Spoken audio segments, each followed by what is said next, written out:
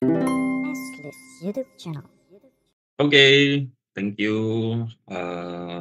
Kali ini saya akan, apa ya, akan bawain YLM ya. Jadi untuk YLM kali ini, mungkin nggak akan banyak ada, PPT ya, karena, ini kan sebenarnya saya angkat dari apa, sorry, tadi, bentar. Oke, dari podcast, saya angkat dari podcast dan ternyata susah juga bawain materi ini masuk ke dalam PPT. Jadi untuk PPT-nya nanti nggak gitu banyak informasi, tapi saya nanti akan lebih banyak untuk nyerocosnya aja gitu ya. Oke, eee, judulnya Life at the Crossroad. Jadi ketika kita di persimpangan jalan, ini saya bawa dari podcast apa, jadi judulnya 30 Days of Lunch untuk yang lunch ke-15 di Live at Crossroad gitu ya. Nah, eee, sebenarnya apa sih, persimpangan jalan itu? Biasanya kita menganggap, persimpangan jalan itu sebagai apa ya, nightmare kali ya. Jadi ketika kita lagi bingung, ketika kita benar-benar lagi nggak tahu harus apa, atau harus milih jalan A atau jalan B dalam hidup kita, kadang, kita bingung gitu ya, kita harus apa ya, kita handle-nya gimana ya, kita, menghadapinya seperti apa ya, gitu ya. Nah, sebenarnya persimpangan jalan, ya crossroad tadi adalah persimpangan jalan gitu ya. Persimpangan persimpangan jalan itu sebenarnya itu adalah kesempatan gitu ya. Jadi, persimpangan jalan juga adalah pengingat buat kita. Jadi pengingat untuk apa? Pengingat bahwa ketika kita bertemu satu challenge di hidup kita, entah kita harus memilih jalan A atau jalan B gitu ya,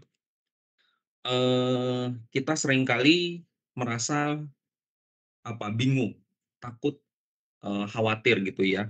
Jadi, eee, bingung, takut, kecewa itu sebenarnya adalah cara yang tidak nyaman dari luar kita atau dari eksternal, memberitahu kita bahwa ada yang belum selaras gitu, ada yang belum inline, ada yang belum sejalan di diri kita sendiri gitu ya. Nah, dengan persimpangan jalan ini, kita bisa menyelaraskan diri kita sediri-dirinya gitu ya. Jadi, contoh misalkan, kita ketika punya satu problem gitu ya, kayak kita mikir gitu, kita merasa bahwa, "Oh kok gue gini sih? Oh kayaknya kemarin tuh salah deh pakai cara ini," gitu ya. "Kayaknya kemarin nggak efektif." Kita kadang merasa kecewa, kita kadang merasa takut, kita kadang merasa, marah sama diri sendiri ya. Nah, ada satu titik mungkin kita akan merasa, "Kayaknya gue harus berubah deh, kayaknya gue harus begini deh, kayaknya gue harus coba hal-hal yang ini deh." Itu adalah salah satu cara untuk diri kita sendiri menyelaraskan, terhadap pilihan yang ada gitu ya. Jadi kita bisa, introspeksi, kita bisa mengkoreksi gitu ya, supaya, bisa makin selaras, bisa makin inline gitu ya. Nah, persimpangan jalan ini juga pengingat, pengingat buat kita dan juga adalah salah satu, kesempatan buat kita gitu ya. Nah, dalam membantu kita untuk menyelaraskan diri sendiri, ini ada 4 hal yang bisa kita pakai. Yang pertama itu adalah apa, upaya, siapa, dan agenda. Kalau kita bilang apa itu apa yang, buat kita bisa semakin beresonansi, buat kita jadi gue banget gitu ya. Dan kalau kita ngomong apa ini bukan sekedar suka, tapi kita bersedia untuk memahami, gitu ya. Jadi, misalkan apa yang bisa buat gua bisa lebih baik lagi gitu ya, apa yang bisa, eee, ya yang lebih baik intinya gitu ya. Nah kemudian ada upaya, upaya ini adalah, suatu kegiatan yang kalau dilakukan Bukan bertambah lelah, tapi kita, bersemangat, semakin semangat, semakin memperjuangkan gitu ya, semakin senang gitu ya. Nah, tapi di sini upaya ini bukan cuma sekedar suka. Kadang ada orang yang maunya upaya karena suka-sukanya doang gitu ya, tapi bersedia untuk menjadi mahir. Gitu ya. Jadi, eee, kita apa yang kita lakukan, upaya apa yang kita lakukan tuh bukan cuma sekedar, "Oh, gue suka loh melakukan ini." Oh, misalkan dari pekerjaan kalau kita ngomong pekerjaan kan pasti ada yang suka, ada yang tidak suka gitu. Contoh kayak saya suka ketemu orang, saya suka, suka ngobrol orangnya gitu ya. Tapi bukan cuma sekedar suka doang gitu ya, tapi bersedia untuk menjadi mahir. Gitu ya. Karena kenapa? Karena mahir itu butuh pengorbanan.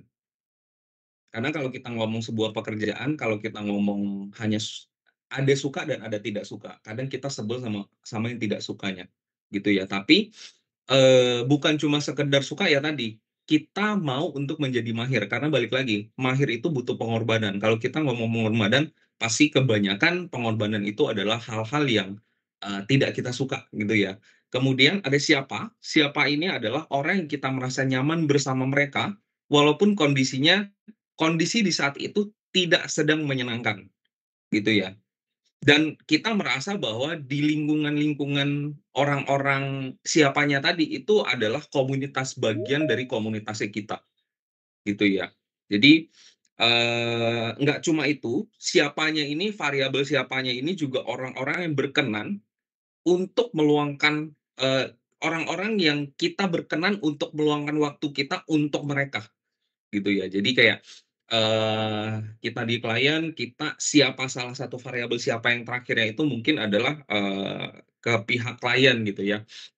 Jadi orang-orang yang kita rela untuk meluangkan waktu kita untuk, melakukan apapun buat merekanya itu, gitu.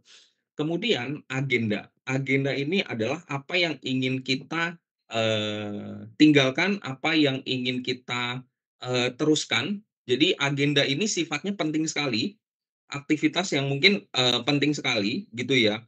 Jadi kita butuh orang lain untuk melanjutkan ini.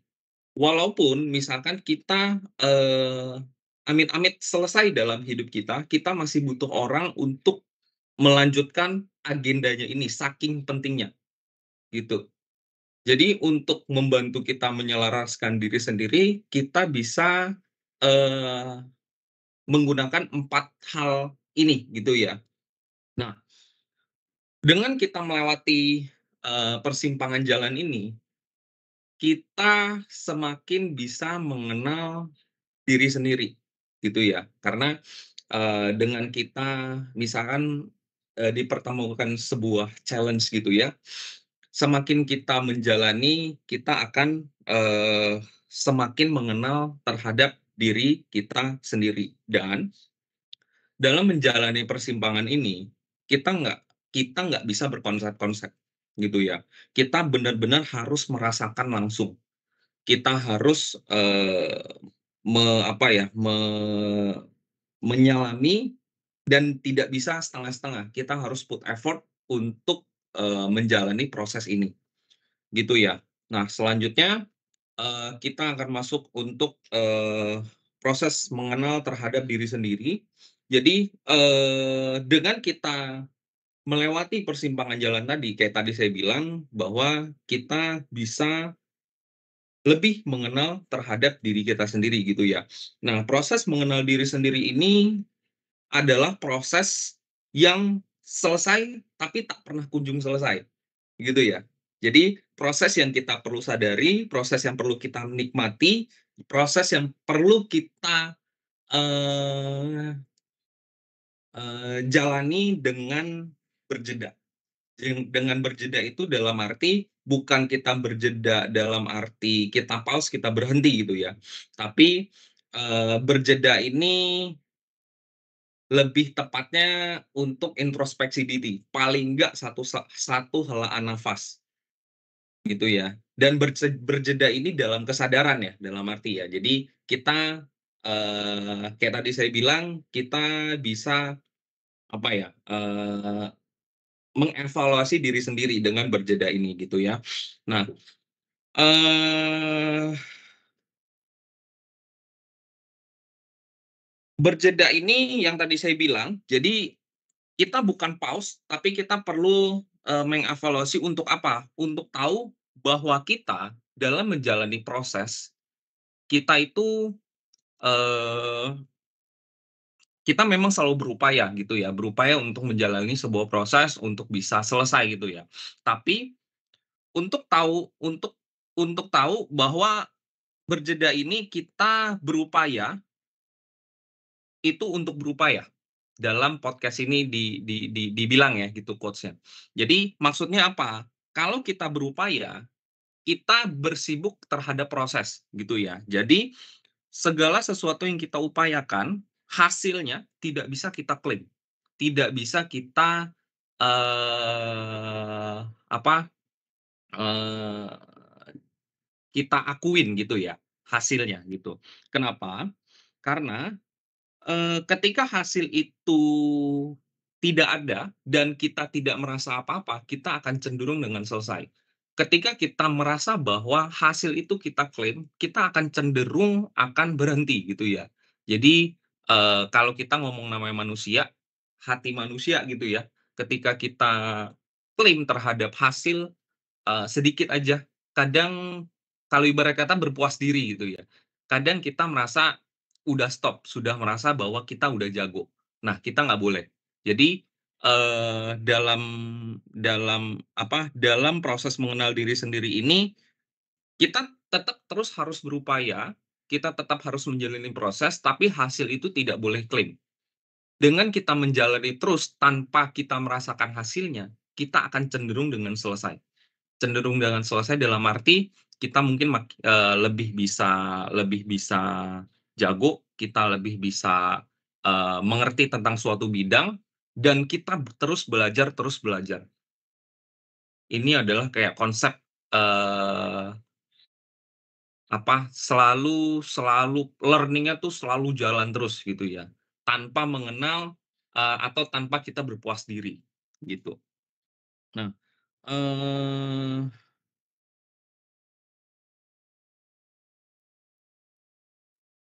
sebenarnya materi saya nggak banyak sih, itu aja.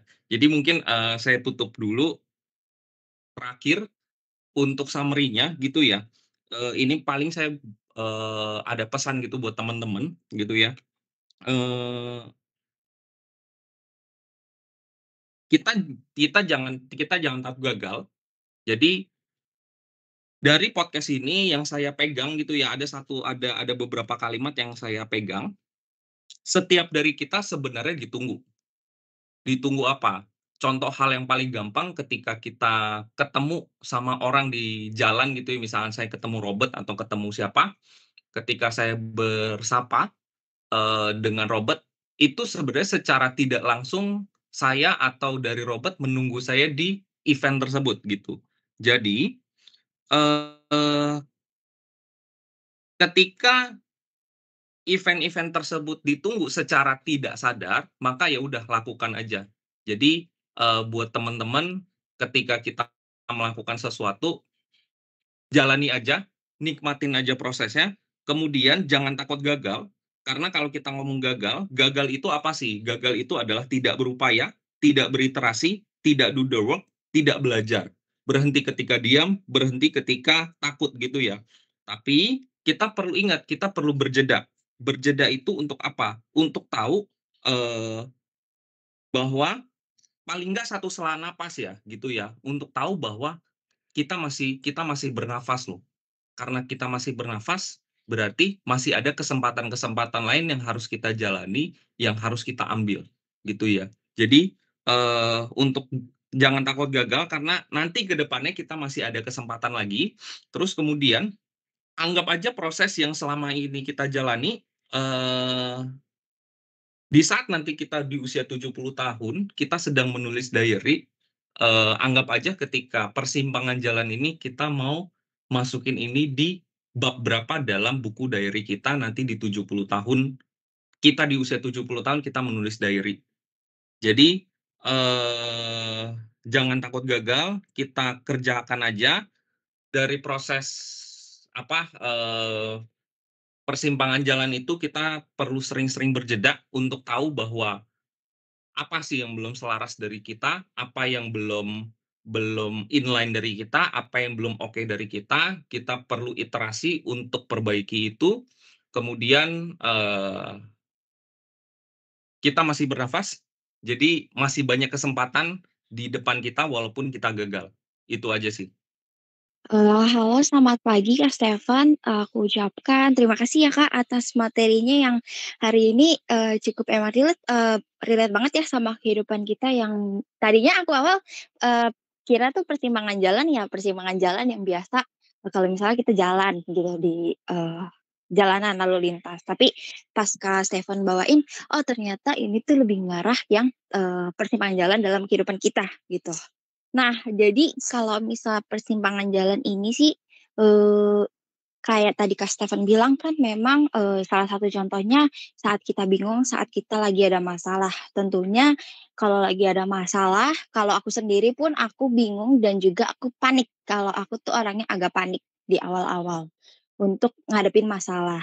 Tapi, lagi-lagi selalu mikir kayak misalnya masalah ini sebenarnya tuh bukan beban, kayak yang tadi Kak Stefan bilang, jalanin aja gitu. Maksudnya jangan nganggep masalah yang terjadi itu adalah beban kita. Jadi jangan dianggap, bahwa, sebenarnya masalah ini berat dan lain-lain. Tapi ketika kita kalau udah mikir jernih kayak tadi Kak Stefan bilang kita tuh harus, punya jeda sedikit gitu.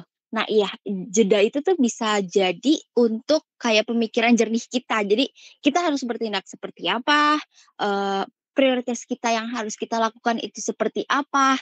Jadi, dari situ juga aku ngelihat kayak masalah ini walaupun itu baik itu besar ataupun kecil, pasti ujung-ujungnya percaya aja ada solusinya. Walaupun solusinya itu mungkin bertahap, pelan-pelan, tapi, walaupun pelan-pelan tuh secara pasti gitu selesainya. Dan juga, aku nganggep ini memang proses kalau misalnya ada masalah aku bingung harus nentuin karir kemana pendidikan kemana dan lain-lain, aku nganggep kayak, ya udah ini proses perkembangan untuk, diri kita juga. Toh nanti dari masalah ini kita jadi bisa refleksiin diri, karena kata di Kak Stefan bilang ada jeda juga, selain ngebuat, pikiran kita jernih harus bertindak seperti apa, tapi memang tadi Kak Stefan bilang ada evaluasi diri di akhir. Jadi kayak, ya udahlah dari masalah ini nggak usah, terlalu dibuat beban, nggak usah terlalu dibuat pusing, yang penting cari solusinya dan saat udah ketemu selesai, apa yang bisa kita petik dari, masalah tersebut supaya nggak keulang lagi gitu. Jadi masalahnya tuh nggak terjebak dalam satu lubang masalah aja. Dan juga penting banget saat aku, kayak bingung gitu mau ngelakuin apa, penting juga yang tadi Kak Stefan ada bilang itu siapa. Jadi ada orang-orang yang memang, bisa dipercaya untuk kita komunikasiin ataupun emang, cari cara, terkait misalnya kayak penyelesaian masalah kita tuh harus seperti apa. Untuk itu sih dari aku itu aja, paling satu aku tuh, suka nerapin kalau misalnya kalau ada masalah, ya udah ikhlasin karena tadi yang aku udah bilang, ini ujung-ujungnya buat proses perkembangan diri juga kok, kayak yang tadi Kak Stefan bilang, ada evaluasi juga, ada jeda. Jadi, ya buat perkembangan diri ke depannya aja. Kalau dari aku udah Kak Stefan, untuk itu aku ucapkan terima kasih ya Kak Stefan, karena materinya emang, bener-bener bagus ya hari ini. Makasih Kak Stefan, terima kasih. Oke, sebelumnya terima kasih buat Kak Stefan yang udah mau sampein materi yang tadi benar ya kata Feby, relatable banget gitu buat, kita-kita dan juga menarik gitu tentang life at the crossroad ini gitu. Memang sebenarnya dalam hidup kita itu kan seringkali berada di mana kita harus nentuin pilihan gitu ya, di antara banyaknya pilihan. Mungkin salah satu yang kerasa banget dulu harus nentuin pilihan yang cukup besar tuh pas lulus SMA gitu ya. Ini kita tuh mau, kuliah atau mau kerja, ini tuh kita kalau misalnya kuliah pun masuk jurusan apa, mau gimana gitu kan. Terus kayak nanti ada masalah-masalah lain berlanjut lah gitu kan, kayak ke pekerjaan dan lain-lain. Karena kan memang kalau misalnya dulu misalnya dari SD, SMP gitu kan, SMP, SMA. Nah, pas SMA ini kan kita bener-bener nggak tahu ya gitu, banyak banget pilihannya, kita harus memilih apa gitu. Nah, di situ kan juga salah satu yang bikin kita ngerasa bingung gitu kan, ini mau gimana gitu kan. Jadi banyak momen lah di mana kita harus nentuin pilihan, jalan hidup kita sendiri gitu, yang sebenarnya semuanya kan belum jelas, masih abu-abu gitu. Jadi makanya tadi, disampaikan juga kan sama, Kak Steven gitu, bahwa ya pasti rasanya akan mixed feeling gitu kan, ada rasa takut, ada rasa bingung, frustasi dan lain-lain gitu. Makanya hal yang perlu kita lakukan adalah kita perlu lebih aware gitu untuk lebih kenal sama diri kita sendiri supaya bisa membantu kita nih buat, nentuin pilihan-pilihan selanjutnya tuh harus apa. Terus juga kalau misalnya ada, challenge sesuatu ataupun ada masalah gitu kan kita, kalau misalnya udah lebih tahu gitu tentang diri kita sendiri tuh ke depannya bisa, lebih enak gitu kan untuk nentuin, "Oh iya nih kalau misalnya kayak gini kemarin, kayaknya kurang deh," gitu, "kayaknya akan lebih baik tuh seperti ini," gitu.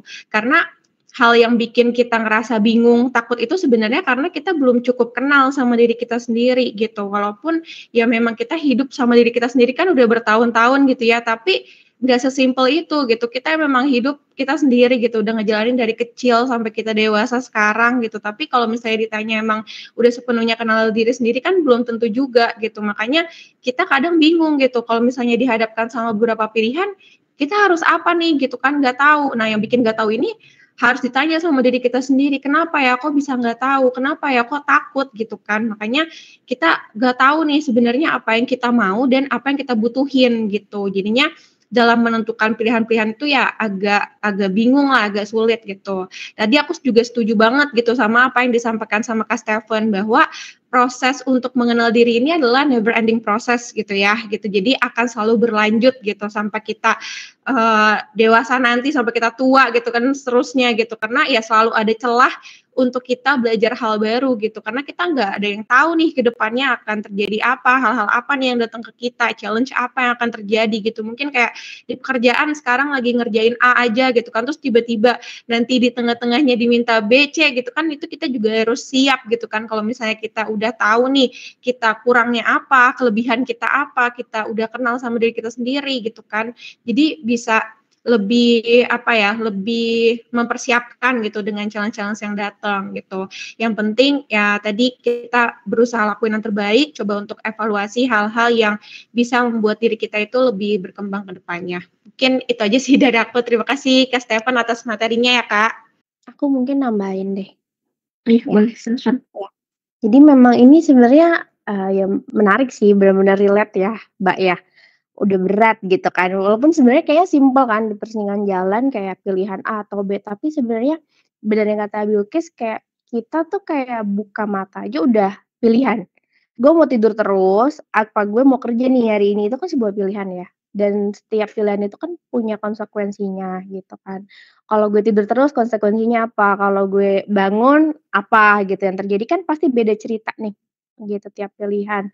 Nah, kalau ngomongin yang tadi, mengenal diri sendiri, terus juga, never ending gitu kan, itu bener sih, maksudnya gue ngerasanya kayak waktu misalkan sebelum married, bahkan diri kita yang sekarang dengan diri kita nih, misalkan nanti, udah married, itu pasti kan berbeda. Terus nanti udah married dengan diri kita yang ternyata udah jadi orang tua ya, kayak sekarang misalkan gue udah punya anak. Jadi kayak gue yang belum punya anak sama gue yang udah punya anak itu kan beda, dan banyak hal-hal yang bisa dipelajarin yang apa ya, yang tadinya, "Oh ternyata gue bisa loh ngurus anak," gitu kan, "Oh ternyata gue bisa loh punya kesabaran sebesar ini ngurusin anak," yang tadinya gue kira kayak, "Oh kayaknya nggak bisa nih ngurusin anak, oh kayaknya gue nggak sanggup nih gedein anak," atau gimana ya gitu. Jadi kayak, ya memang sebenarnya di umur kita nggak ada yang tahu kan umur kita sampai kapan gitu kan.